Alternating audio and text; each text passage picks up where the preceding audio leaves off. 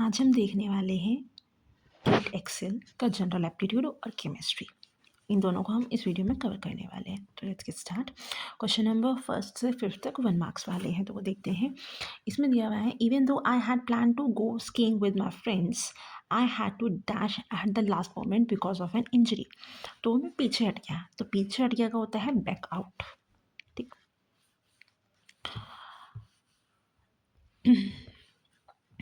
Second question, the president along with the council of minister dash to visit India next week। अब यहाँ पे president कर रही है, ठीक है। अलॉन्ग विद वो एक अलग चीज़ है यहाँ पे, along with the minister, but यहाँ पे फिलहाल जो विश कर रहा है वो प्रेसिडेंट है। तो अगर सिर्फ प्रेसिडेंट की बात हो रही है तो इसलिए विशेस, ठीक है, सिंगुलर के साथ में विशेस आता है, तो उस वजह से यहाँ पे विशेस आया हुआ है। क्वेश्चन नंबर 3 पे चलते हैं। N electricity utility company charges 7 rupees पर किलोवाट, ठीक है। अगर 40 वाट डेस्क लाइट है जो कि खुली हुई है 10 घंटे के लिए, 180 दिन रात के लिए, दिन के लिए सिर्फ रात के लिए, तो कॉस्ट कितनी होगी एनर्जी कंजप्शन की? कि एक पार्ट इसका। दूसरा part, if the desk light is on for 2 more hours, अगर आप 2 ज़्यादा घंटे खोल के रखते हैं 180 दिन के लिए ही, तो कितना इंक्रीज़ होगा यहाँ पे कॉस्ट में, cost of the energy production. तो चलिए इसे देखते हैं। तो यही कह रहा है ये यहाँ पे पहले कि 40 वाट 10 घंटे के लिए चल रहा है 180 दिन के लिए, तो कॉस्ट कितनी होगी, ये पहला पॉइंट है। दूसरा कि अगर 10 से यहाँ पे 12 घंटे कर देते, बाकी 40 दिन ही चलेगा, 180 40 वाट का ही चलेगा 180 दिन के लिए, तो कॉस्ट कितनी बढ़ जाएगी, मतलब कॉस्ट निकालना फिर आपको बताना कितनी बढ़ जाएगी। मेन तो आपको कितनी बताना, तो उसके लिए आपको कॉस्ट निकालनी पड़ेगी। तो अब इसका जो है सॉल्यूशन देखते हैं क्या है। पहले हमने यहाँ पे लिखा 40 वाट 10 घंटे के लिए 180, वही हमने ऊपर वाली लाइन लिख दी। अब हमें मेनली यहाँ पे घंटे निकालने हैं, कितने हैं, तो इन दोनों को मल्टीप्लाई करके हम घंटे निकाल सकते हैं 1800 आवर्स। चला अब आपको जो है से किलो वो, क्योंकि हमें 1 किलोवाट का 7 रुपये है, ये हमें गिवन है, तो हमें इसे किलोवाट में कन्वर्ट करना पड़ेगा। पहले हम इसे वाट में कन्वर्ट कर लेते हैं, इन दोनों को मल्टीप्लाई करें तो आपके पास में वाट आवर आ जाएगा। इसे 1000 से डिवाइड करने पर आपके पास में किलो वाट आ जाएगा, किलो वाट आवर। अब आपको पता है किलो वाट आवर की 7 रुपये हैं, आप 72 किलो वाट आवर की निकाल सकते हैं कॉस्ट मल्टीप्लाई करके। 72 से आ गया पास में 504 रुपीज़, ठीक है। तो ये आ गया आपका 5.04 रुपीज़। अब आपको कितना इंक्रीज़ हुआ वो निकालेंगे, सेम वही फॉर्मेट में हम इसे निकाल लेंगे वैल्यूज़। कि आपको पता है कि 12 घंटे हो चुका है अब 180 दिन के लिए, तो इन दोनों की मल्टीप्लाई करके आप यहाँ पे इन दोनों की मल्टीप्लाई करके आप टोटल घंटे निकाल लेंगे। टोटल घंटे निकालने के बाद आप जो यहाँ पे किलो वाट आवर निकालना है, पहले हम वाट आवर में आंसर निकाल लेंगे, फिर उसे किलो वाट आवर में कन्वर्ट कर लेंगे हम।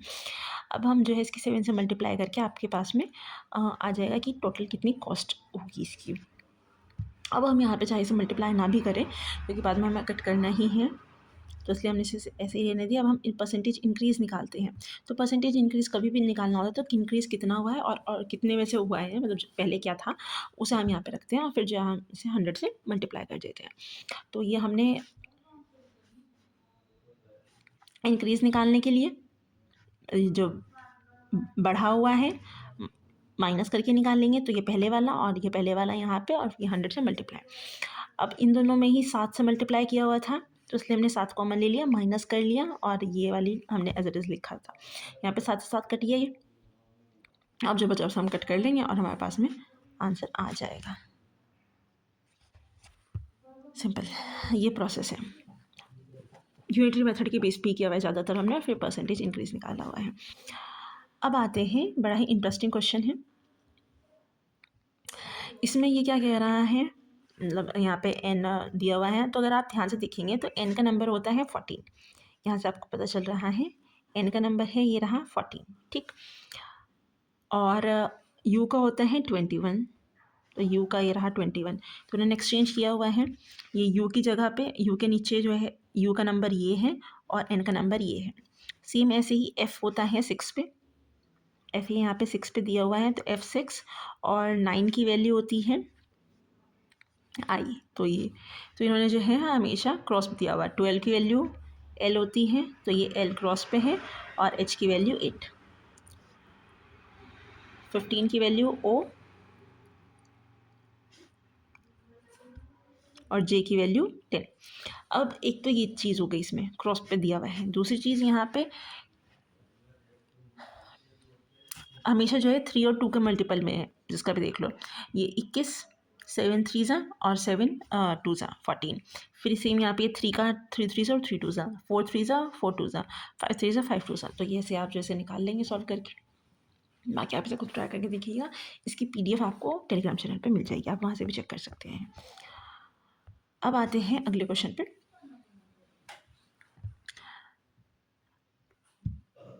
इसमें जो इन्होंने यहाँ पे दिया हुआ है उसी को हमने यहाँ पे लिखा हुआ है। तो sum of yellow ball and is the number of violet balls. तो येलो बॉल लिखा और twice the violet ball is equals to 50। फिर वॉयलेट और ग्रीन बॉल, तो वॉयलेट और ग्रीन बॉल 50, येलो और रेड बॉल 50, वॉयलेट और twice the number of the red ball, वो हमने यहाँ पे लिख लिया 50। अब हमें यहाँ पे 4 पाई चार्ट्स दिए हुए हैं, हमें उनसे जो है इसे वेरीफाई करना है। तो सबसे पहला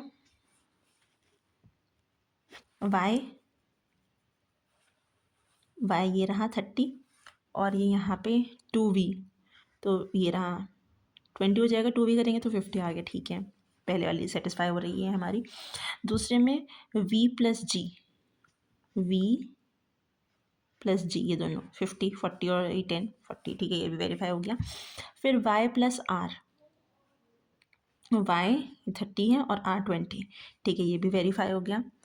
फिर v प्लस 2r ये रहा, तो ये हो गया यहाँ पे 40 हो जाएगा इसका 2r करके, तो ये भी 50, तो ये भी वेरीफाई हो गया। इस वजह से हमारा पहले वाला आंसर हो जाएगा। इतना सिंपल था ये। अब आते हैं 2 नंबर मार्क्स वाले क्वेश्चंस शुरू के यहाँ से। ये थोड़ा सा डिफिकल्ट लेवल पे आप कह सकते हैं, बट थोड़ा सा इजी भी अगर आप थोड़ा सा शांत मन से पढ़े तो। हिज लाइफ वॉज, यहाँ पे कह रहा है वॉज, उसकी लाइफ थी, divided into the between the blue books, his friends, and walk long walks. A solitary man, he worked past tense at all hours without much method and probably caught his fatal illness। और फिर जो है फिर fatal illness मतलब एक ऐसी बीमारी है जो उसकी जान लेने वाली थी। In this way, to his own name there is not much to show, but such was past tense. His liberality, that he was continually helping others, and fruits of his eruditions are widely scattered and have gone to increase many a comparative stranger's reputation। comparative stranger's reputation जो है वो एक अलग बात होगी। अब यहाँ पे दिया क्या क्या हुआ है इससे। The solitary man described in the passages dead, पता चल रहा है क्योंकि उसमें हमेशा जो है वॉज और फेटाल इलनेस की बात की गई थी, तो इस वजह से डेड। फिर strangers help create a grand reputation for the solitary man described in the passage. ये नहीं है, वो तो खुद उनके रेपुटेशन वगैरह में हेल्प कर रहा था, तो इस वजह से ये नहीं है। Solitary man described in the passage joy in the scattering fruits, नहीं, जो ये नहीं, उसमें दुख वाली सी बात है थोड़ी सी कि इलनेस वगैरह। Solitary man worked in a cot where he fell ill, नहीं, यहाँ पे कॉट नहीं था, तो बिल्कुल ही गलत था। फिर भी कंटिन्यू ध्यान से पढ़ेगा जो आपको लगेगा कि हाँ ठीक है वो डेड है। ये 2 नंबर का क्वेश्चन है, बहुत इजी है, बस थोड़ा सा कंफ्यूजिंग सा है।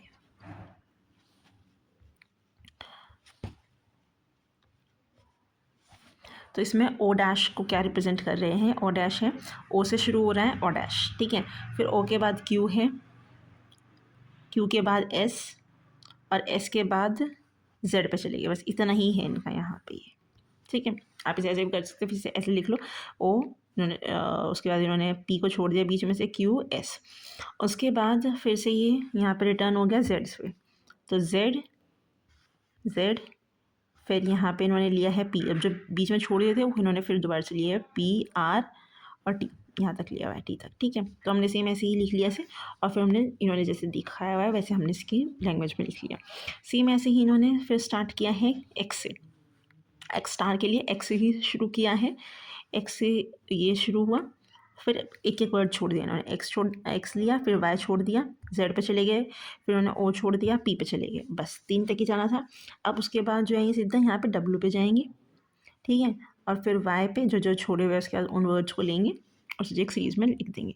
अब हमें सेम ऐसे ही करना है पी डैश के लिए, क्या पी स्टार के लिए क्या होगा। तो सबसे पहली बात हम इसे पी से शुरू करेंगे। अभी हमेशा थोड़ा जो था ये क्लॉकवाइज चल रहा था, तो इस वजह से हम इसे पी के बाद आर जाएंगे, क्यू को छोड़ देंगे और फिर टी, ठीक है। तो पी आर टी ये लिखेंगे। उसके बाद जब अब हम पी से पहले वाले वर्ड पे जाएंगे ओ, फिर बाकी छोटा वो को उसके बाद लिख देंगे और उसके बाद चेक कर लेंगे हमारा कौन सा आंसर है, तो ये हमारा आंसर आ गया। ये भी बहुत ईजी था, बस हल्का सा शांति से दिमाग लगाना था। अब इसमें ये क्या कह रहा है कि आपको 5 नंबर्स दिए हुए हैं, 5 मतलब एक 5 नंबर का डिजिट है, 5 डिजिट्स का एक नंबर है ये, जिसमें डिस्टिंक्ट नंबर है P Q R S T, मतलब सब अलग अलग नंबर्स है, अलग अलग डिजिट्स है। और इंटीजर जो है वो 1 से लेकर के 5 तक है, तो हमने ठीक है 1 से लेकर 5 तक इंटीजर्स लिख दिए। अब सब अलग अलग है, उन्होंने फिर सभी जो है वैल्यूज दी, कौन बड़ा है कौन छोटा है। तो पी क्यू से छोटा है, ठीक है, हमें ये एक अलग चीज़ पता चल गई।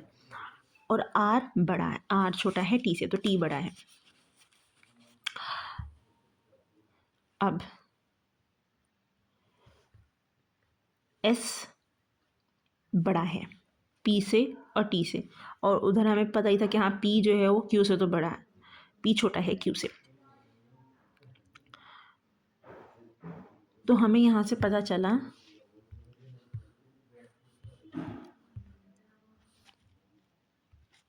कि पी जो है वो, ये पी है, पी किस किस से बड़ा है, पी लिखे अगर हम, तो पी किस से छोटा है और पी किस से बड़ा है, दोनों ही लिख लेते हैं। तो पी किस से छोटा है, पी क्यू से छोटा है, और पी जो है वो एस से भी छोटा है। अब पी किस से बड़ा है, 2 से बड़ा है, डायरेक्टली नहीं, हमें पी जो है वो टी से बड़ा है, और आर जो है वो टी से छोटा है, तो वैसे बड़ा हो जाएगा। तो ये तो हमें एक सीरीज़ पता चली, क्यू और एस के बीच में हमें कोई ऐसा इन्फॉर्मेशन नहीं पता है, पर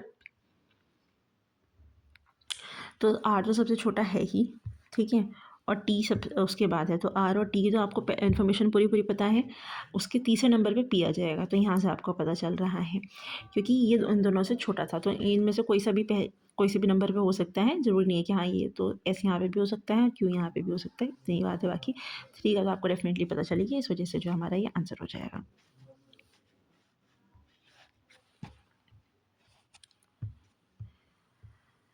अब ये थोड़ा सा कैलकुलेशन वाला आंसर है। इसमें एक बिजनेसमैन है जो पोटैटो ख़रीद रहा है 2 डिफरेंट वेराइटीज़ के पी और क्यू के, उन्हें उसने मिक्स करा, कुछ अमाउंट में ख़रीदे होंगे, कुछ किलो में ख़रीदे होंगे, ठीक है, उसने मिक्स कर दिया और मिक्स सर्टेन रेशो में, और उसके बाद अब जो है वो उसे बेच रहा है 192 पर केजी के हिसाब से।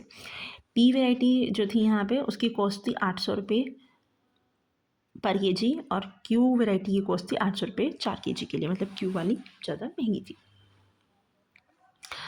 अब तो हमने यहाँ पे 1 किलो की कॉस्ट निकाल ली, ये भी 1 किलो, ये भी 1 किलो हमने निकाल लिया।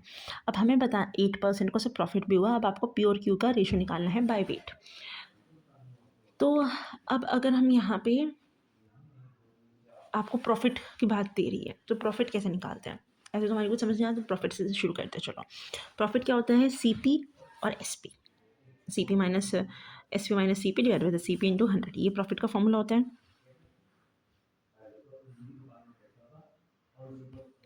ये यहाँ पे दिया हुआ है। अब तो सी पी कैसे निकालेंगे हम, जितना उसने ख़रीदा होगा, तो जितनी उसने किलो में ख़रीदी होगी एक वैरायटी, उसकी उससे मल्टीप्लाई कर दो, और दूसरी वैरायटी जो उसने जितनी भी किलो में ख़रीदी होगी उसकी उससे मल्टीप्लाई कर दो, आपके पास में सी पी आ गया, जितना उसने खर्च किया है वो कितना बचा रहा है, ठीक है, जिस सेलिंग प्राइस पर वो बेच रहा है और जितनी बेच रहा है वो, ठीक है, एक्स और वाई सारी को बेच के उसने प्रॉफिट कमाया ना, तो ये उसका कॉस्ट प्राइस हो गया और ये उसका सेलिंग प्राइस हो गया। अब हमारे पास में 8% का प्रॉफिट है, ये सारी वैल्यूज़ हमने यहाँ पे पुट कर दी, फिर जो है हमसे सॉल्व कर लें, आंसर आ जाएगा हमारे पास में। ठीक है। बाकी उसके बाद जो है वैल्यूज़ डाल के इसमें पुट करके सॉल्व ही करना और कुछ नहीं है। बाकी मैंने पहले भी कहा है कि मैं इसे PDF को टेलीग्राम पे अपलोड कर दूँगा, वहाँ से चेक कर सकते हैं। अब आते हैं question number 10th, last question of the general aptitude. एक विलेज है, एक विलेज में PQR लॉकेट पोजीशंस हैं, ठीक है। लॉकेटिंग सच अवेलेबल डिस्टेंस P से Q तक का 13 किलोमीटर है, P से R तक का 15 किलोमीटर है और QR 14 किलोमीटर है। आपको एक स्ट्रेट लाइन बनानी है P से QR लाइन को जो जोड़ती होगी। अब आपको उसमें नियरेस्ट डिस्टेंस बताना है कितना होगा। तो हमने जैसे P से R तक को जोड़ दिया और हमने इसे x का नाम दे दिया, x हमें निकालनी है। अब चलते हैं हम 9th क्लास में। 9th क्लास में हमने एक टाइम पे पढ़ा था हीरोन्स फार्मूला। वो हीरोन्स फार्मूला क्या होता था, वो यही था हीरोन्स फार्मूला ट्राइंगल का निकालने का। अगर कोई स्केलिन ट्राइंगल होता है, स्केलिन ट्राइंगल जिसके चारों साइड्स अलग अलग होती है, उसके दो फॉर्मूले होते हैं निकालने की। या तो आप हीरोन्स फार्मूला से निकालो या फिर आप निकाल सकते हो half into base into height. Formula हम दोनों ही लगाएंगे। पहले हम इससे उसकी एरिया निकालेंगे और फिर हम जैसे half into base into height के इक्वल करके उसका ये हाइट निकाल लेंगे। हाइट कह लीजिए फिर ऑल्टीट्यूड कह लीजिए आप। तो यहाँ पे हमने जो है इसका सेमी पेरीमीटर निकाल लिया। उसका फॉर्मूला होता था एरिया का under root semi perimeter multiply semi perimeter minus एक साइड का, फिर सेमी पेरीमीटर तीनों साइड्स का मतलब डिफरेंस लेना होता था और उन्हें मल्टीप्लाई करना होता था। तो ये हमने सेमी पेरीमीटर निकाल दिया तीनों साइड्स का सम करके। उसके बाद ये हमने फॉर्मूला लगाया यहाँ पे हमने सेमी पेरीमीटर की जगह पे 21 लिखा, फिर 21 माइनस 14 इसमें से 21 माइनस 13 और 21 माइनस 15। अब 21 का तो 21 ही आ गया, इसमें से माइनस करा 7, इसमें से माइनस करा 8 और यहाँ से माइनस करा आपने 6 आया। अब आपको अंडर रूट को सॉल्व करना होता है तो हमें यहाँ पे इसके फैक्टर्स करने होते हैं। हमने ये तो मल्टीप्लाई करके फैक्टर्स निकालो, फिर सीधा यहीं पे क्या मल्टीप्लाई करके फिर दोबारा से डिवाइड नहीं करना, हमने सीधा यहीं से फैक्टर्स कर लिए। 21 को हम ऐसे लिख सकते हैं, 21 को हमने लिखा है 3 इंटू 7, फिर 7 का 7 ही आ गया। 8 को 2 इंटू 2 इंटू 2 और 6 को 2 इंटू 3, ठीक है। फिर यहाँ से हमने जो है पेयरिंग बना ली। 7 दो बारी है तो एक बारी बाहर आ गया, 2 दो बारी है तो यहाँ पे एक बारी बाहर आ गया और यहाँ से भी एक बारी बाहर आ गया। 3 यहाँ पे भी है, यहाँ पे भी, तो 3 एक बारी बाहर आ गया तो यहाँ पे 84 आया। अब हमने जैसे मैंने आपसे पहले कहा था कि हम इसे half into base into height के इक्वल रखेंगे 84 और उसके बाद हम इसे सॉल्व करके एक्स की वैल्यू हमारे पास में आ जाएगी और एक्स की वैल्यू 12 आई है। तो यहाँ से जो है इसका 12 आंसर आ गया। अब हम चलते हैं केमिस्ट्री क्वेश्चंस पे।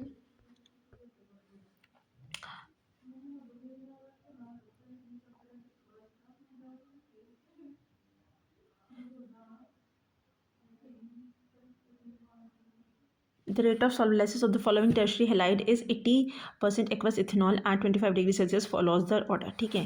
ये ऑर्डर है सॉल्वलाइसिस क्या होता है। अगर आपको सॉल्वलाइसिस निकालनी है, मेनली चेक करनी है रेट ऑफ सॉल्वलाइसिस, तो हम स्टेबिलिटी चेक करते हैं केटायंस की, ठीक है। अगर स्टेबल होगा तो फिर सॉल्वलाइसिस ज़्यादा होगी, जल्दी होती है, ठीक है। टूटेगा कौन सा, जो टूटने के बाद स्टेबल होगा, ठीक है। तो वही हमें चेक करना होता है। तो इसमें सबसे ज़्यादा स्टेबल होता है ये फर्स्ट वाला Br टूटेगा अगर यहाँ से, केटायन बनेगा ये यहाँ पे, तो ये केटायन बनने पे दो तरीके से स्टेबल होगा, इंडक्टिव इफेक्ट से भी और हाइपर कॉन्जुगेशन की वजह से भी, तो ये ज़्यादा स्टेबल होगा। उसके बाद तो जैसे यहाँ पे दिखाया हुआ है कि फर्स्ट जो सबसे ज़्यादा स्टेबल है। अब आते हैं सेकंड और थर्ड में। तो यहाँ पे जो सेकंड होगा वो सबसे कम स्टेबल होगा और थर्ड जो है वो इंटरनल स्ट्रक्चर अरेंजमेंट की वजह से ये वाला थोड़ा ज़्यादा स्टेबल हो जाएगा, ठीक है। तो इस वजह से 20 का आंसर होगा।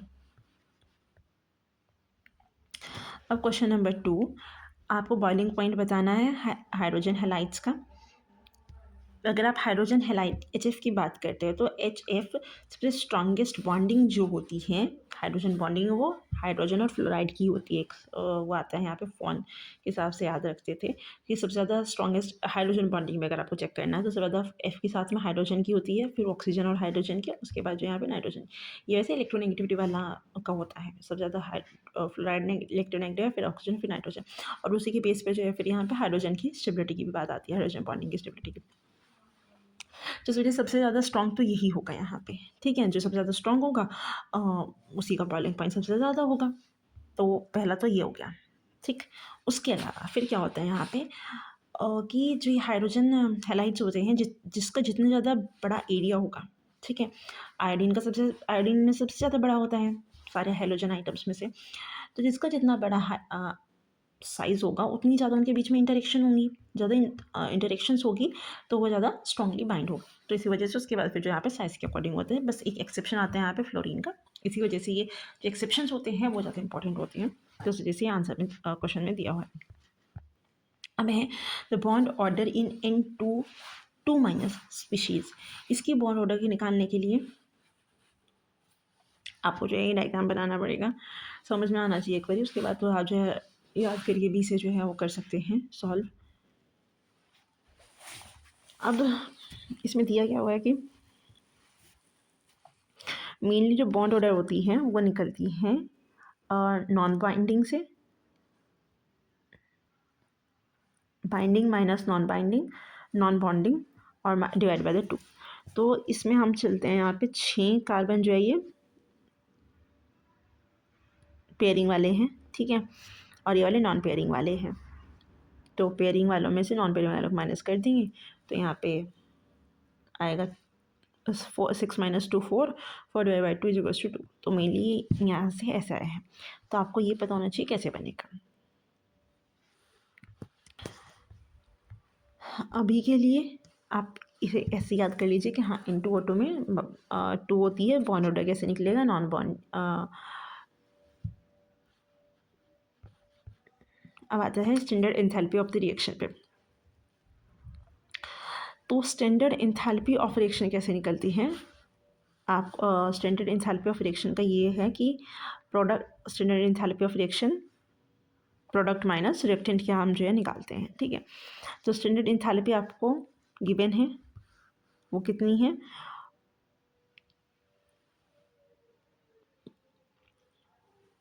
ऑफ द रिएक्शन, प्रोडक्ट की आपको पता है, रिएक्टेंट की आपको निकालनी है।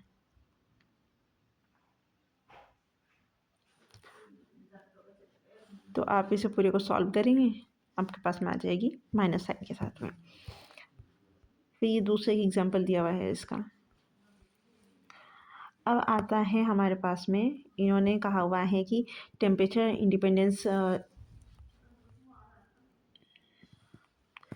Dependence of reaction rate is generally given by the Arrhenius equation. तो आर्हेनियस इक्वेशन को जो आपको मेनली प्लॉट करना है, ln KR को against 1/T is a straight line which gives the exponential factor a and the activation energy can be determined। तो आपको बताना है यहाँ पे कि स्लोप क्या बता रहा है और intercept at the axis y क्या बता रही है। तो इसमें से आपको देख के पता चल रहा है कि जो ये ln/k और 1/t के साथ में बनाया गया है। बाय इंटरसेप्ट आपको ln/a की वैल्यू बता रही है और स्लोप आपको -ia/r की वैल्यू बता रहा है। तो वही यहाँ पे जो आंसर में आ जाएगा आपकी। तो ये ग्राफ जो है वो इम्पॉर्टेंट है, इसका आप ध्यान रखिएगा। भाई समझ आ रहा है, ठीक है, रख लो, बायो के स्टूडेंट्स हैं, ठीक है। PYQ हम लगभग 10 के लगभग करेंगे, 10 के 10 रख लो, आराम से हो जाएगा। केमिस्ट्री वाला पोर्शन, बॉटनी को तो समझ आ ही जाते हैं ना, botany biochemistry. It might sound weird to you, पर सच्चाई है, ठीक है। आप तक भी तो रटकी पास हुए हैं। अब आता है the isothermal expansion of 1 mole of ideal gas 4VI to VF at the temperature T occurs in 2 ways. 2 तरीके से हो रहा है। यहाँ पे एक ही कह रहा है कि a reversible isothermal expansion path ए, दूसरे में free expansion against 0 external temperature. अब इन्होंने यहाँ पे आइसोथर्मल कह दिया है, आइडियल गैस कह दिया है। आइसोथर्मल है तो टेम्परेचर में तो कोई चेंज नहीं होगा, टेम्परेचर में कोई चेंज नहीं होगा तो डेल्टा यू दोनों के केस में ही ज़ीरो होगा। तो देख लो भाई, डेल्टा यू दोनों के केस में किस में ज़ीरो है, डेल्टा यू इसमें ज़ीरो है, इसमें दोनों के केस में ज़ीरो है, और इस वाले में दोनों के केस में ज़ीरो है। चलो ठीक है, अब बाकी इन दोनों में से हमें नेगलेक्ट करना है, वैसे हमें मार्क किया है कि ठीक है ये आंसर है, बट ठीक है आगे चलते हैं। फिर उन्होंने कहा है कि लास्ट वाले पे चलते हैं। फिर expansion against zero external pressure. अब प्रेशर इन्होंने ज़ीरो कर दिया तो वर्क डन ज़ीरो हो जाएगा। ठीक है, अब इस वाले केस में क्या होगा कि डेल्टा यू होता है Q प्लस डब्ल्यू। ठीक है, अब आपको एक्सटर्नल प्रेशर ज़ीरो है तो डेल्टा आपका जो है W ज़ीरो हो जाएगा। W ज़ीरो हो जाएगा तो जो है फिर यहाँ पे Q भी ज़ीरो हो जाएगा। तो जिसमें 5 सेकंड में जो तीनों चीज़ें हमें चेक करनी थी वो तीनों ही ज़ीरो होगी। इसी के केस में है वो। बाकी इस वाले में फिर जो है वो कुछ नेगेटिव पॉजिटिव वाला केस बताया हुआ है तो इस वजह से पहले वाला आंसर होगा। उसके अलावा यहाँ पे क्या होगा कि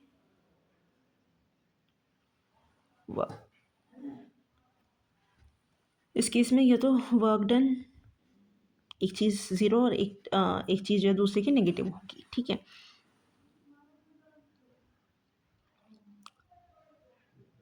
इस केस में यहाँ पे वर्क डन नेगेटिव होगा और जो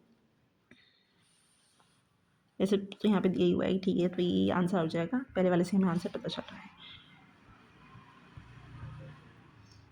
अब आते हैं हम क्वेश्चन नंबर 17 पे। तो इसमें आपको बताना है कि गिवन मॉलिक्यूल्स देखने हैं और फिर आपको बताना है कौन सी कार्यल है कौन सा एक कार्यल है। तो ठीक है, ये दोनों तो एक आयरल है। ठीक है, तो पहले वाला बताया कि बहुत आर एक आयरल। ठीक है, अब हमें इन दोनों में से चेक करना है। ये दोनों हमें ज़्यादातर सेम सेम ही लग रहे हैं, बट इसमें जो यहाँ पे डायरेक्शंस मतलब उसकी जो स्पेशल अरेंजमेंट चेंज होने की वजह से ये वाला मीज़ो कायरल हो जाता है। ये वाला कायरल है सिर्फ फोर्थ वाला। ठीक है, तो फोर्थ इज़ अ कायरल, बाकी ये वाला भी थर्ड भी एक कायरल ही है। अब करेक्ट स्टेटमेंट इसमें से देखते हैं। तीन वो दिए हुए हैं। ये है यहाँ पे कोऑर्डिनेशन कंपाउंड्स। तो अब आपको इसमें बताना है कौन से डायमैग्नेटिक और प्लेनर है। ये वैसे तो बहुत थोड़ा सा मतलब कॉम्प्लेक्स नहीं है, बट हाँ इसमें स्ट्रक्चर्स बना के आपको जैसा ज़्यादा समझ में आता है कि CN जो है ये स्ट्रांग है। ये स्ट्रांग होने की वजह से जो है पेयरिंग करा देता है, तो इस वजह से डायमैग्नेटिक होगा।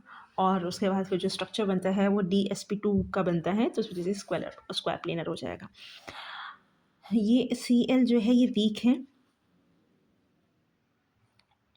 और ये वीक होने की वजह से पेयरिंग नहीं कराता, इस वजह से पैरामैग्नेटिक है। और फिर जो है बाकी ये बची हुई जो sp3 होती है ये वहाँ से बॉन्डिंग करेगा। अब इन दोनों के अंदर तो जो थे ऑक्सीडेशन स्टेट 2 थी। ठीक है, तो उस वजह से जो है यहाँ पे 4s में से इलेक्ट्रॉन्स भाग चुके थे, बट यहाँ पे इसके अंदर क्या है ये ज़ीरो है, तो यहाँ पे 4s में इलेक्ट्रॉन्स रहेंगे। तो वो वाले इलेक्ट्रॉन्स जो है 4s के इलेक्ट्रॉन्स वो शिफ्ट हो जाएंगे 3D के अंदर, और अब ये यहाँ पे s फ्री हो जाएगी, इस वजह से यहाँ पे फिलिंग होगी और इस वजह से डायमैग्नेटिक हो जाएगा। ठीक है, तो इस वजह से जो है सारे सॉल्व हो जाएंगे फिर इसी बेस पे। बाकी अगर आपको डिटेल में पढ़ना है ये तो उसकी अलग से प्ले लिस्ट है चैनल पे। ठीक है, केमिस्ट्री के लिए। अब आपको आइसोलेक्ट्रिक पॉइंट्स चेक करनी है अमीनो एसिड का। वो कैसे पता चलेगा? सिंपल है, जो भी आपको पी के वैल्यूज़ दी हुई है उन्हें ऐड कर 2 से डिवाइड कर दो, आपके पास में आ जाएगा। अगर 3 दी हुई होती तब आपको चेक करना पड़ता है कि यहाँ क्या क्या कौन सी लेंगे हम, कौन सी छोड़ेंगे। अभी तो 2 ही दी हुई थी, तो सिंपल ले लो। इसमें समझने वाला है ये, पर उससे बेटर है कि आप इसे याद ही कर लो। ठीक है, तो CO2 की sp होती है, चेंज नहीं होगी, हमेशा sp ही रहेगी। CO2 की sp, PCl3 की sp3, BF3 की sp2 और I3 की sp3d। ये इम्पॉर्टेंट है, इसके लिए आप ये एक्सप्रेशंस याद कर लीजिए कि हाँ जिसका क्या होता है ज़ीरो ऑर्डर पे T½ की वैल्यू A बाय मतलब A का कंसनट्रेशन और डिवाइड बाय द 2 के, फिर यहाँ पे सेकेंड ऑर्डर के लिए log 2 डिवाइड बाय के, और उसके लिए जो है ये। ठीक है, एक्सप्रेशन याद कर लीजिए, रट्टा मार, दैट इज़ द ईजीएस्ट वे, क्योंकि ये वाला बहुत ज़्यादा इम्पॉर्टेंट है। ये भी इम्पॉर्टेंट है, जितने आते हैं उतने याद करते रहिएगा, बहुत ज़्यादा नहीं है जो रिपीट होते हैं।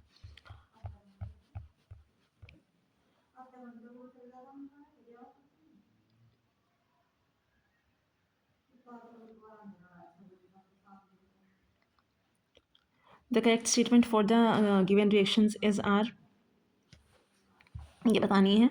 तो इन्होंने पूछा हुआ है यहाँ पे कि जब P is formed as a major product in the reaction 1, जब आप इसकी रिएक्शन करवाएंगे ना तो ये एक न्यूक्लियोफाइल की तरह काम करेगा। तो ये क्या करेगा, यहाँ पे जो ये कार्बोनाइल कार्बन था, ठीक है, ये यहाँ पे मीथेन को ऐड कर देगा, ठीक है। तो यहाँ पे एक और मीथेन ऐड हो जाएगी, ये यहाँ पे एक मीथेन ऐड होगी, तो यहाँ पे जो ये डबल बॉन्डेड O था ये सिंगल बॉन्डेड O में कन्वर्ट हो जाएगा, तो यहाँ पे OH आ जाएगी, ठीक है। तो उससे यहाँ पे जो ये P मेजर प्रोडक्ट एक बनेगा। अब दूसरा इन्होंने क्या कहा हुआ है, सेकेंड इक्वेशन देख लेते हैं। ये यहाँ पे प्रोपेनाइल है, ठीक है। तो इसमें भी यहाँ पे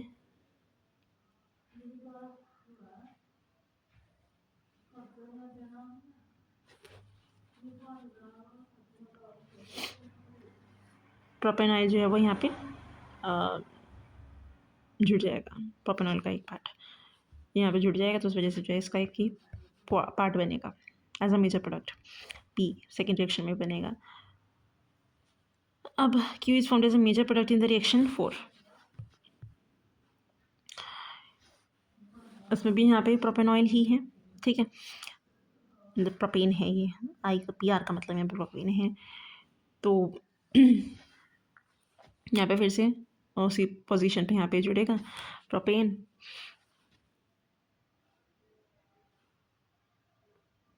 पूरा प्रोपेन नहीं जुड़ा, मतलब एक मिथाइल ग्रुप जुड़ गया है यहाँ पे और वो मिथाइल ग्रुप जुड़ गया, तो बात बन गई, ठीक है। तो Q जो यहाँ पे एक मेजर प्रोडक्ट बन गया, ठीक है। अब आगे चलते हैं। The addition of the few drops of the concentrated HCl to an aqueous solution of the COCl2 forms a dark blue complex X। तो ये जो यहाँ पे X बना है, ये कोऑर्डिनेटेड कंपाउंड है, और ये एक ये यहाँ पे बना है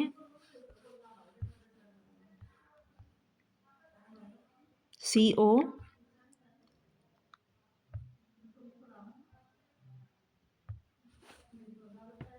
4 से 4.2 है, मतलब यहाँ पे, ठीक है। टेट्राहेड्रल स्ट्रक्चर बना है जो कि सिमेट्रिक नहीं होता है, इस वजह से ऑक्टाहेड्रल जो सेंट्रोसिमेट्रिक होता है। ऑक्सीडेशन स्टेट यहाँ पे कोबाल्ट की चेंज नहीं होगी, पहले वाले में भी और अब वाले में भी, ठीक है। दोनों की ऑक्सीडेशन स्टेट सेम रहेगी, दोनों ही जो नंबर ऑफ अनपेयर्ड इलेक्ट्रॉन्स था वो सेम रहेगा, और उसका जो स्पिन है वो भी यहाँ पे जो है 3√5 आता है, तो वही √15 आता है, तो 3.87 आएगा इसका सॉल्व करके। The N terminal amino acid of the polypeptide can be identified by the Edman's reagent, सही है। L threonine has only one chiral centre, नहीं, 2 होते हैं, आइसोल्यूसिन और एल-थ्रेओनिन के 2 होते हैं। Cytosine is present in the both iron and DNA, सही बात है। A mixture of the different amino acid can be separated by the ion exchange chromatography, तो उसका यूज़ किया जा सकता है आयन क्रोमैटोग्राफी का। Energy of the transition from NH2, इसमें सीधा एक फॉर्मूला लगाया है, ये वाला फॉर्मूला लगाया और उसके बाद वैल्यूज पुट करी, सॉल्व करा, आंसर आ गया, ठीक है। अब है यहाँ पे नॉन वोलेटाइल सॉल्यूट था, has a molecular weight of 90 gram per mole, assume that the solute does not associate with the dissociate in the water and the boiling point constant of water is this, ठीक है।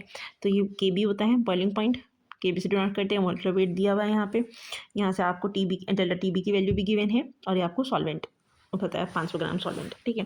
तो सारी values में put करेंगे इसे, answer आ जाएगा।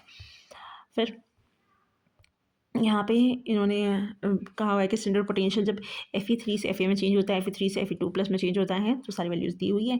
अब आपको जो है यहाँ से वैल्यू निकालनी है जब Fe2+ से Fe में चेंज होता है। ये वाली अगर आप इक्वेशन लिखेंगे तो आपको पता चलेगा कि जो थर्ड इक्वेशन है वो पहले वाले में से दूसरे को माइनस करके आ जाएंगी। थर्ड इक्वेशन अब अपने भैया डेल्टा G की 3 की वैल्यू निकालने के लिए 1 में से 2 को माइनस करके बाकी पूरा सॉल्व करा और आपके पास में आंसर आ गया है। तो यहाँ पे केमिस्ट्री खत्म हो चुकी है, अब हम मिलते हैं बॉटनी के साथ में। Thank you.